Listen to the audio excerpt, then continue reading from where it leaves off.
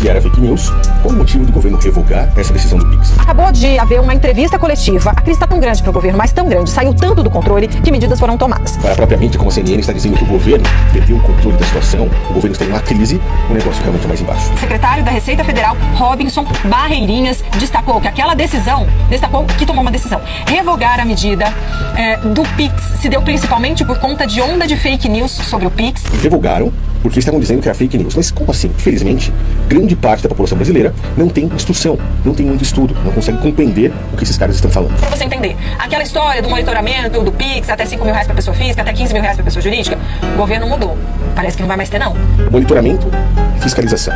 Exatamente as mesmas palavras que o próprio Lula, quando quis alavancar o seu populismo, chegou a dizer, doando ali R$1.000 para o time de futebol do Corinthians. Todo mundo sabe que eu sou corintiano. Eu estou no meu gabinete. Nunca utilizei a camisa do Corinthians, mas hoje eu coloquei a camisa do Corinthians porque eu vou fazer uma doação ao Corinthians via Pix.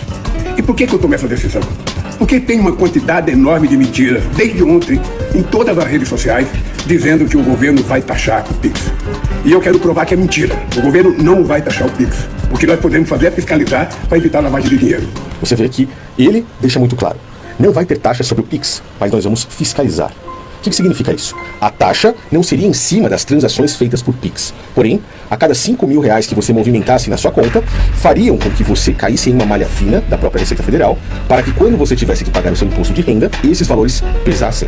E aí, pessoas, principalmente as pessoas mais pobres, que movimentassem esse dinheiro, fazendo ali um trabalho extra no mês, uma renda extra, autônomos, que comprassem materiais, contratassem pessoas para ajudarem e movimentassem esse dinheiro nas suas contas, iriam ser os mais prejudicados. As pessoas mais pobres. Dona Dilane, que ganha R$200 por dia, 22 dias úteis, ganha R$4.400 por mês. Ela vai ter que pagar 22,5 de imposto de renda. Ou seja, basicamente, daqueles 4.400, R$1.000 vão embora. Vai passar fome. Esse é o imposto da fome. E queria dizer também que a Receita Federal, com o apoio da AGU e da Polícia Federal, ela não aceitará o que aconteceu, que foi o uso do nome da Receita Federal, o uso dos símbolos da Receita Federal, para dar golpes nas pessoas mais humildes desse país, com base nas mentiras que foram divulgadas. E isso é uma loucura, é um absurdo, né? Mas, se você olhar para quem está governando o país, às vezes essas pessoas que estavam dando golpes queriam tomar apenas uma cervejinha. A pessoa tem que acreditar. Pra quem rouba celular pra vender, pra ganhar um dinheirinho. Depois vamos tomar uma cerveja junto.